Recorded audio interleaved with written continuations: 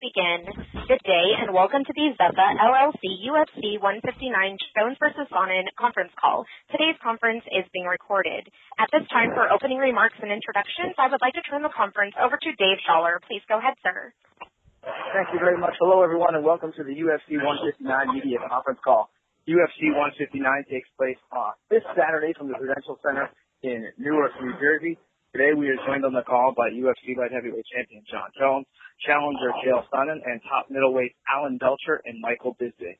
UFC President Dana White is on a plane and will be unable to make this call, so for him. Also, folks, several of our main event competitors are taking planes today to the East Coast. So today's call will last about 35 minutes. We do encourage you to get your questions in when you are prompted. At this time, let's go ahead and take the first question. Thank you. As a reminder, if you would like to ask a question, please signal by pressing *1 on your telephone keypad. If you're using a speakerphone, please make sure your mute function is turned off to allow your signal to reach our equipment.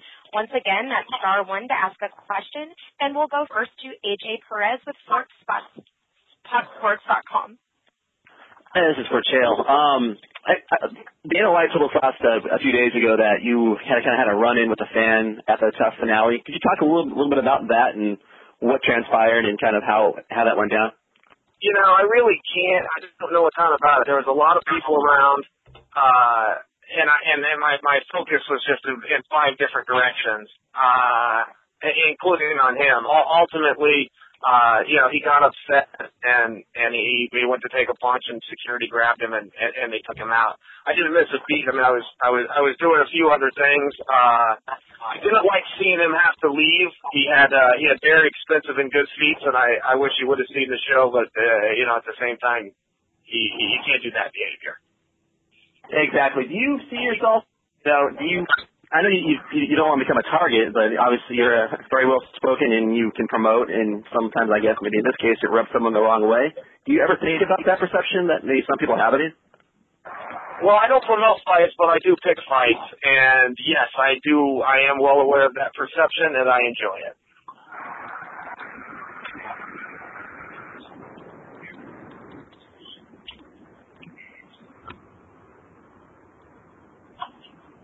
And we'll take our next question from Michael Cohen with the Syracuse Post-Standard. Hey, this question is for Jon. Jon, this is about as close as you can get to fighting in your home state. You know, what would it mean if you could ever eventually fight in New York and have your home fans see you up close? Oh man, Madison Square Garden is it's like the mecca place for fighting, I believe. You know, Muhammad Ali got to fight there. Mike Tyson got to fight there. And I think it's like, I just think it's like a surreal place to be. I'm actually honored that I get to do the open workouts at the Garden because it's just a dream of mine.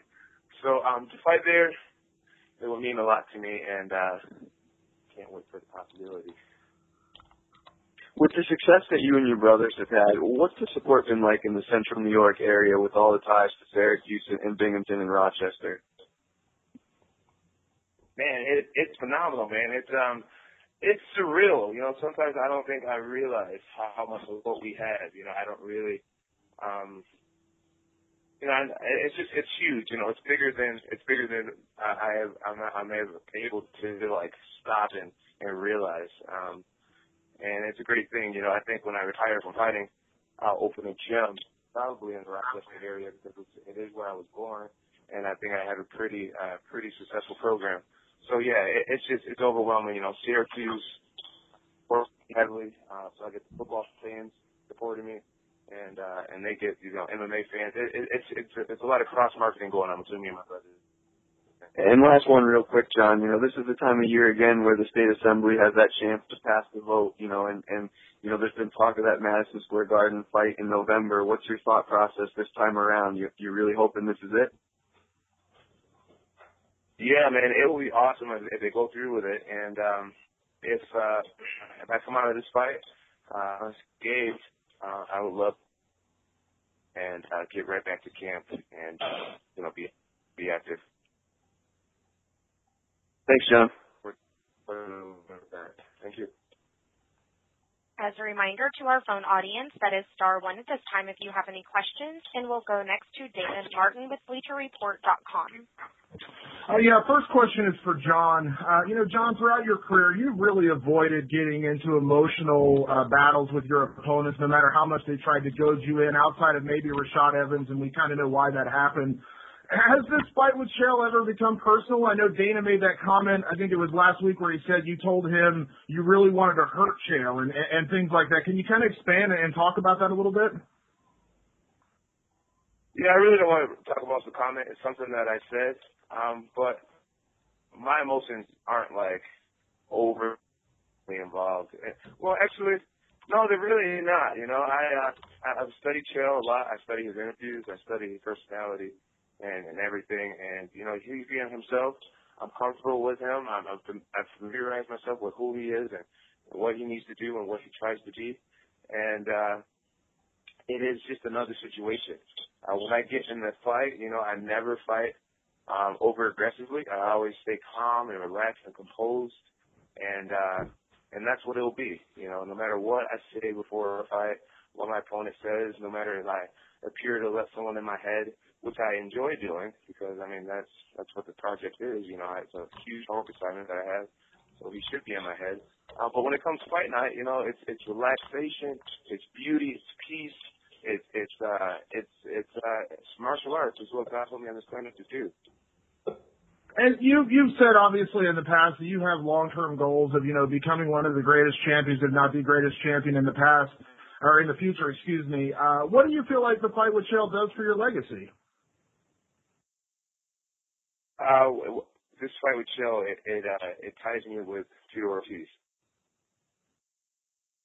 As far as the career, the greatest light heavyweight champion, as far as career defenses? Yeah. Okay. Thanks a lot. Thank you. As a reminder, that is *1 if you would like to ask a question, and we'll go next to Dale D'Souza with the MMA Corner. Hi. First question for John.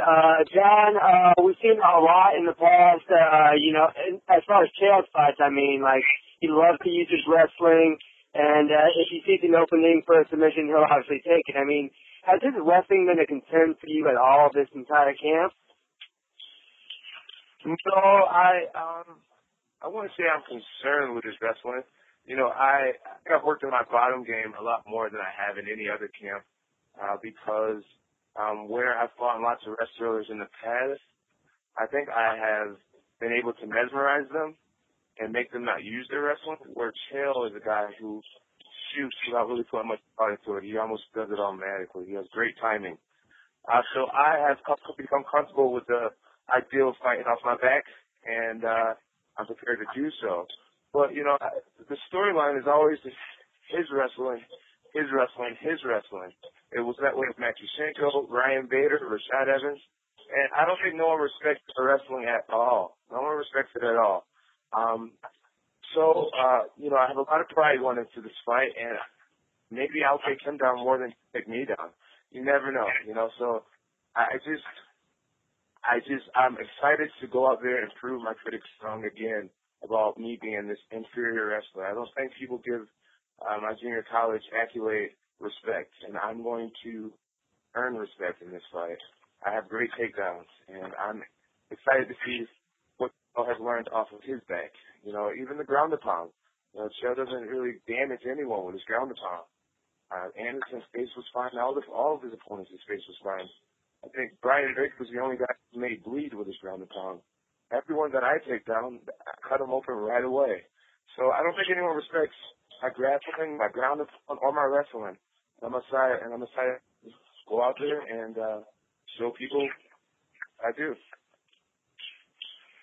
Excellent, John. And question for Chael. Chael, obviously there's been a lot of talk about this fight, both good and bad, as it relates to, you're challenging John. Do you feel any pressure at all?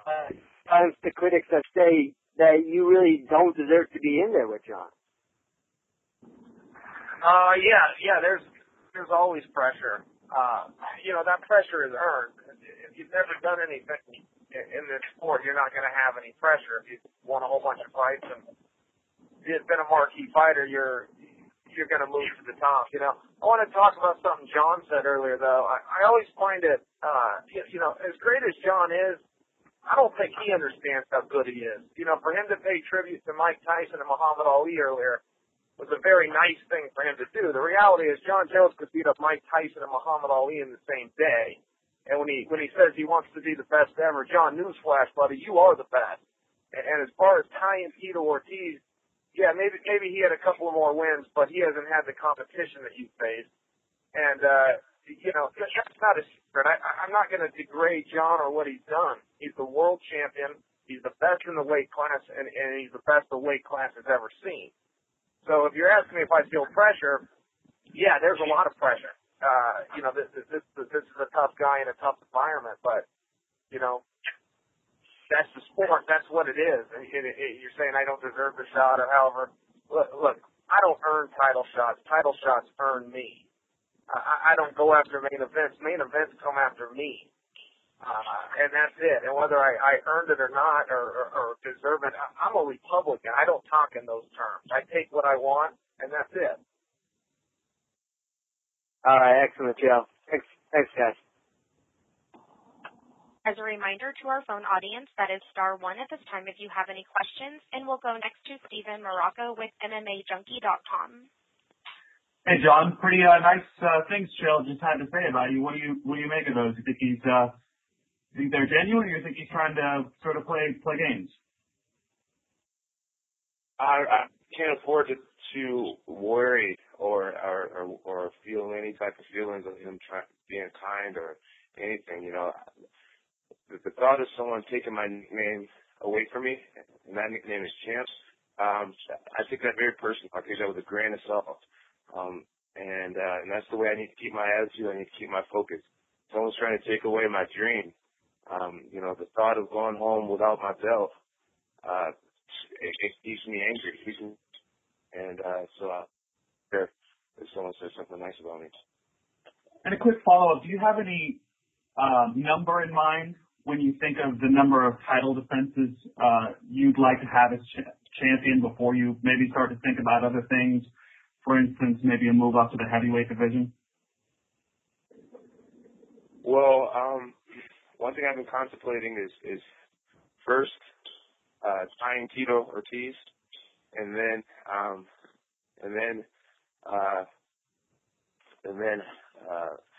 establishing that record of the most wins in my next fight, maybe in November, and after that fight in November, entertaining super fights and heavyweight fights. Would the Anderson Silva fight be the first super fight you'd target? I said what I said. Okay, thanks. Thank you. As a reminder, if you have a question, please press *1. We'll go next to Jordan Curran with MMA Plus. Hi, this is MMA Plus. I've just got a quick question for Chael. Chael, I understand you've been doing a lot of training with Luke Barnett recently. He's a big name over here in UK MMA. Just wondering if you could talk about the work you've been doing with him. Yeah, I work out with him every day. I think I'm hearing an English accent there. We also got John McGuire out here in Oregon. And, yeah, we're working hard. You know, I never thought that a reach mattered, but it's a problem. You know, I felt it going with Luke, and there is something there, and I'm glad I got to work in. But, yeah, he's great. He works hard. He goes twice a day, every day. There's really nothing more you can ask for a workout partner. Thanks a lot. That's great. And we'll take our next question from Dave Diebert with Post Media News. Hi, you guys. Thanks for the call. First one from Michael. You talked recently about some nerve issues in your neck, in your arm, and I'm wondering how you're doing health-wise at this point, going into the fight.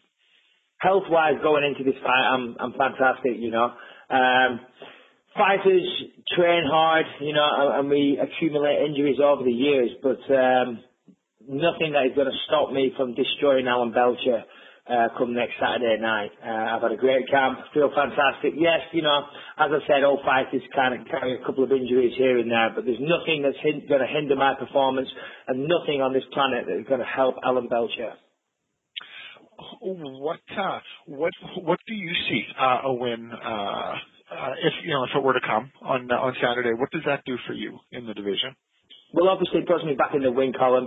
It eradicates my last loss. You're only as good as your last fight, and my last fight was a loss, and I don't take that too well. I want to win fights. I'm a natural competitor, and a win over Alan Belcher puts me back in the win column. As I say, I get redemption from my last fight. It's a win over a top 10 opponent, and it gets me back in the mix for the title shot. That's what I want, and then as long as there's life in my body, I will continue to try and get that title shot. I'm a fighter. I want to be the world champion, and I ain't stopping until, as long as my body can do it, I'm going to keep trying. All right, thank you, Michael. Alan, what I guess along those same thought process, what does a win over Michael do for you?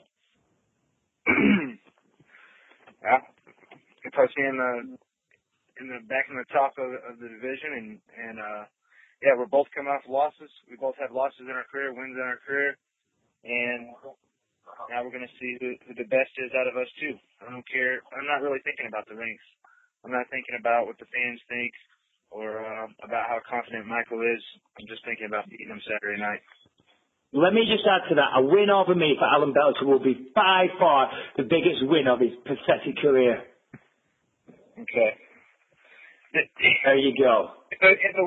No one gives a fuck about Alan Belcher. Yeah, that's right. So you better not lose to me. Otherwise, hey, bro, I ain't going to lose to you, mate. It's in the bag. All I'm going to do is, it's a formality. I'm just going to show up, slap your little face, take my check, and go home. Yeah, we'll see Saturday night. Yeah, we bloody will, mate, because you know it's coming, big man. Yes, I know exactly what's coming. Yeah. Alan, I guess, Michael, he, always, very, very colorful, always is going into his fights. Is it going to be difficult, separating, any emotions, and staying calm in the cage and not letting, any lingering emotions affect you? The question for me? Yeah. You're using too many big words there. You got to simplify it for Alan. Yeah, no, it is emotional for me, and that's whenever I perform at my highest. I have the most pressure on me. I'm the most nervous for this fight ever. The only fights that I've ever lost are the fights that I wasn't very excited for. So this one, I want it worse than any fight in my whole career, and I'm focused on it, and I'll perform at my highest. Okay, thanks. And if I could, just one quick one for Chael. You mentioned earlier how you think John. I don't know if you were talking just the light heavyweight division or overall when you said best ever, but you've looked at him a lot leading up to this. You've been in the cage twice with Anderson. Who's the better of the two? It's a tough sell, man. Look, here's the reality with Anderson. I stomped that guy. And you can pick up his little arm as many times as you want and call him the winner, but the fact is I whipped his ass for 30 minutes. He got the jump on me for less than 30 seconds. He never knocked me down. I fell down. They say Anderson's the best pound for pound. He's the best round for round. I have 3 10-8 rounds in my entire career. I fought 49 men. 3 rounds of my whole life are 10-8. That's gymnastics equivalent to a perfect 10. It doesn't happen in this sport. I doubt anyone on this call even has a 10-8 round. I got 3 of them. They're all against Anderson Silva. So if you think John and Anderson are even close, I will run through John because I ran through Anderson. Now, I don't think they're close. I think John is considerably better than Anderson. But sometimes I hear that I don't deserve this fight or I'm not the right guy, but then I hear that Anderson could beat him. Well, you got to be kidding me. I stomped Anderson Silva twice. Okay. All right. Thanks, Joe. Thanks, you guys. We'll go next to Zeus King with MMAopinion.co.uk.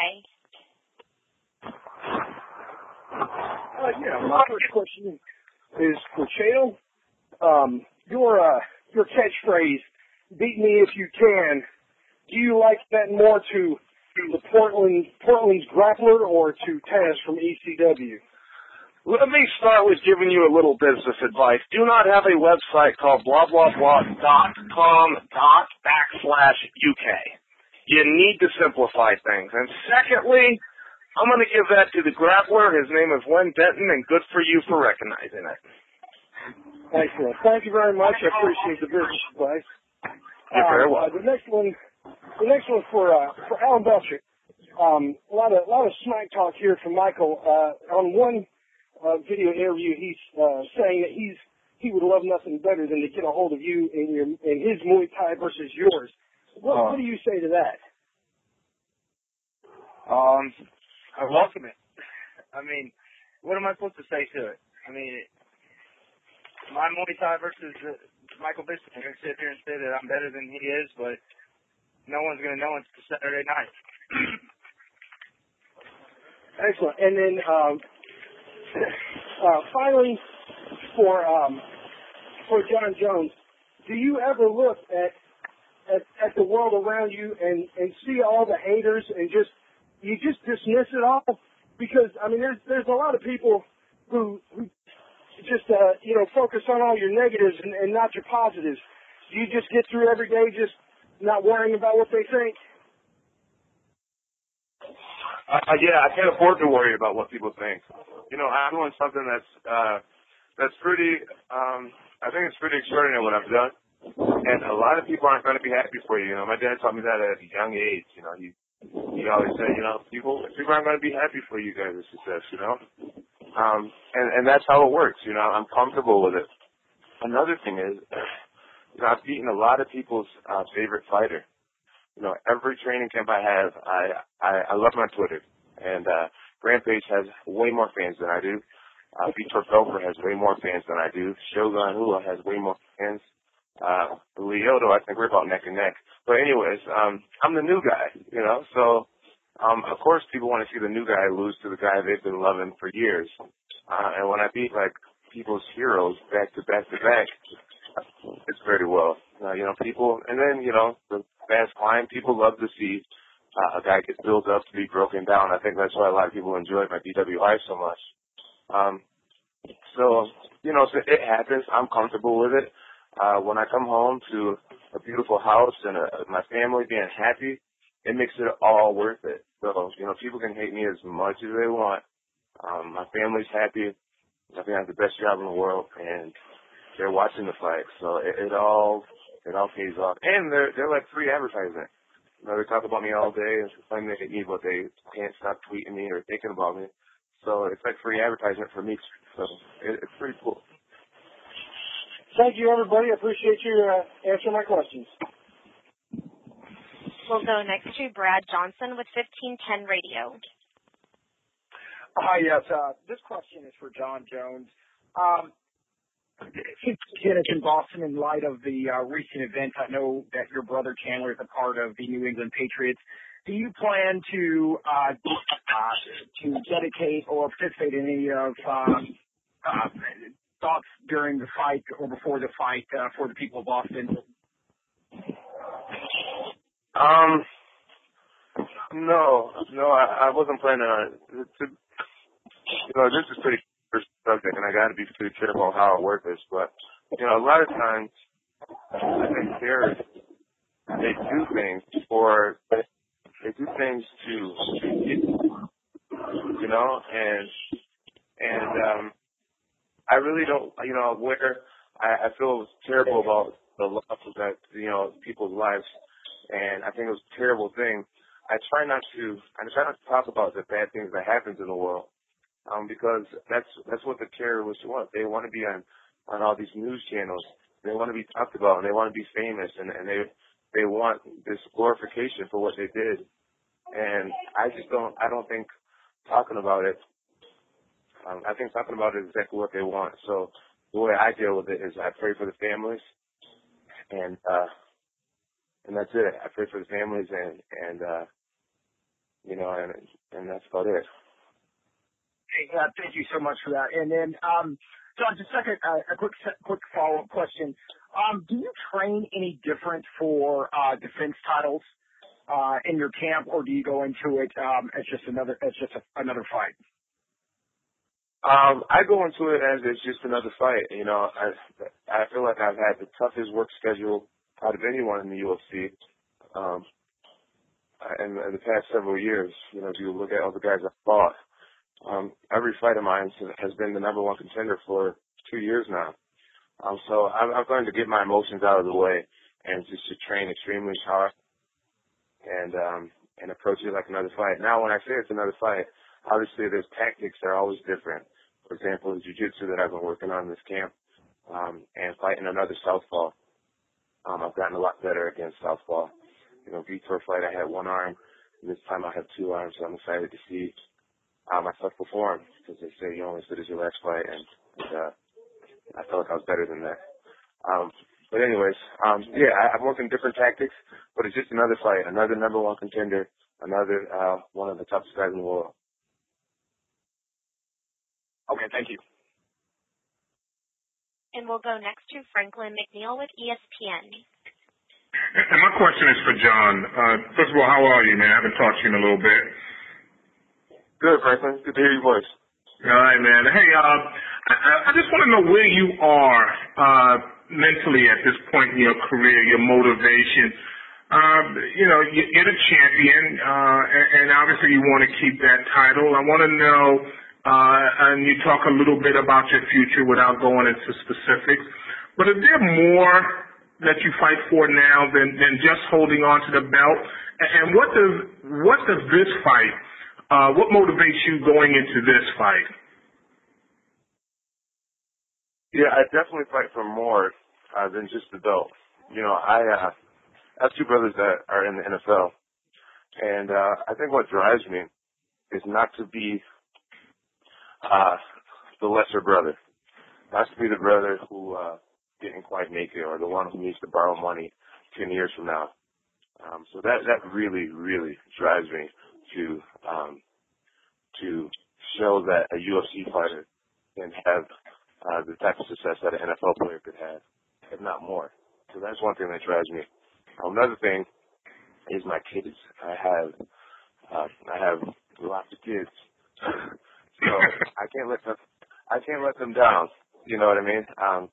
And another thing that drives me is knowing that I inspire a lot of people. I get that a lot, and it's something that I have a lot of pride in. That's why I tweet a lot of motivational things and try to be positive, because, you know, I caught wind of guys like Tony Robbins and all these different motivational speakers, and they changed my life. They changed my psychology. And if I can quote something or say something that makes someone better, that means a lot to me, to be able to change someone's lives. I feel like that's what God told me to do. And I won't be able to do that if I don't have a platform. So being the champion means more than just having the belt. You know, I have lots of purpose outside of myself. You mentioned earlier about those who root against you for whatever reason. Does that motivate you as well? Does the haters motivate me? Yeah. Yeah, in a way they do. You know, I try to focus on the people who love me, but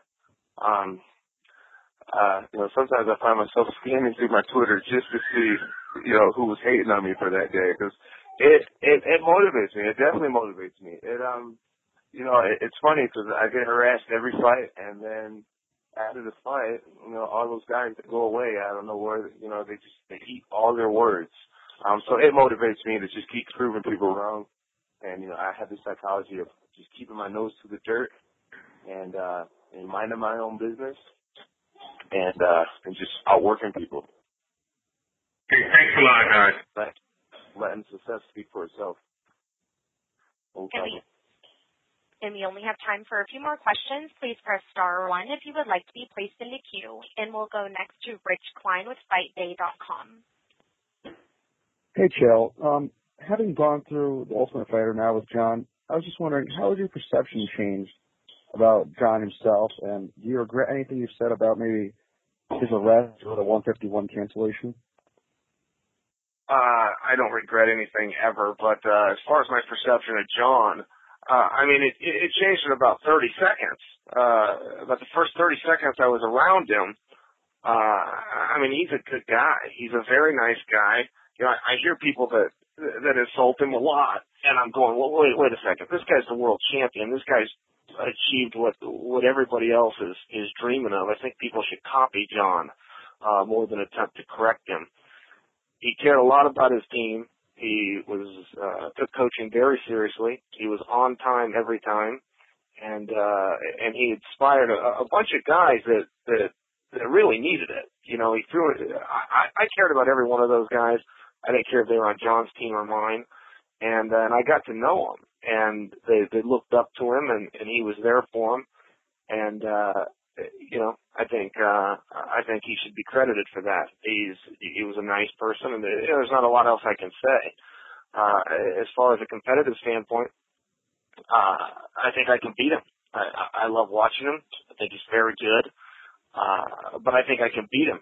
You know, I would like to say this, since I know the questions are winding down. I'm a big fan. Aside being a fighter, I'm a fan, and it's very hard to focus on John because I am dying to see a Bisping and Belcher fight. You know, I want to see the Bisping that beat the hell out of me for 3 rounds take on the Belcher that beat the hell out of Pelharis for 3 rounds. I think Belcher's performance against Pelharis was one of the single best performances of the entire year. And if those two guys, the right guys, show up, it's going to be awesome. If somebody asked Bisping about having some injuries earlier, and he quite candidly said, yeah, I got some injuries, but they're not going to stop me. Just to tell you a little about Mike Bisping, I was on the set of UFC Tonight 1 month ago. He shows up with stitches in his head, grabs a pair of scissors out of the drawer, and removes his own stitches before he goes on set because he thought they want to look good. So if you think that Michael Bisping needs to feel good to perform, you're wrong. Muchas gracias. And we'll go next to Michael Cohen with the Syracuse Post-Standard. Hey, John, I'm curious, is there a different kind of buzz around this fight at all, given that it's a little bit closer to home? Have you noticed more of your buddies from the upstate area are into it because it's on the East Coast and as close to home as you can get right now? Ask the question again, I'm sorry. No problem. I'm just wondering if with this fight being as close to home as you can get at this point, if there's a little bit more buzz around it from some of your friends at home. Have you noticed that the East Coast is a little bit more into it because it's as close as you can get to your home state at this point? Yeah, definitely. You know, I kind of have that feeling that I had when I was going to fight Shogun. You know, I'm just extremely mobile and dedicated. You know, my weight right now, I'm like 216. Because I'm training all the time, and after I eat, I go work out right after to burn the calories off. There's like a fire that I have to compete well up in that arena. You know, my friends are going to be there, front row, and a lot of people who can't afford to go will be able to drive down and get in that arena this time. So yeah, I have not pressure, but I have a eagerness to compete at a really high level. You know, a lot of people say, I want the John Jones that fought against Shogun to come back. And I'll be in the same arena, you know, so I'll try to put that same energy and effort into just attacking and being aggressive and being smart and competing clean and nice and dominant. Thanks, John. That does conclude our question and answer session. I would now like to turn the conference back over to Steve Keogh for additional or closing remarks. Thanks, Amber, and I want to thank all the fighters and media for joining the call today. Before leaving you, I just want to quickly review Fight Week schedule.